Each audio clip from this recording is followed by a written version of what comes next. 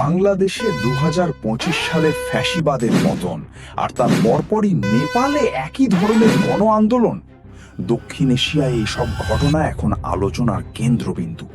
কিন্তু জানেন কি, আজকের অর্থনৈতিক সুপার পাওয়ার চায়নাও একদিন এমন বিস্ফোরক গণবিক্ষোভের মুখে কেঁপে উঠেছিল।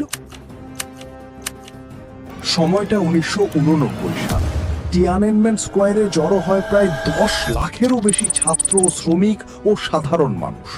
দাবি ছিল মাত্র তিনটি: গণতন্ত্র, মত প্রকাশের স্বাধীনতা আর দুর্নীতির অবসান। আন্দোলন টানা ৭ সপ্তাহ ধরে চলে। হাজার হাজার শিক্ষার্থী অনশন শুরু করে। রাজধানী বেজিং কার্যত থমকে যায়। কিন্তু ৪ জুন রাত সবকিছু বদলে যায়।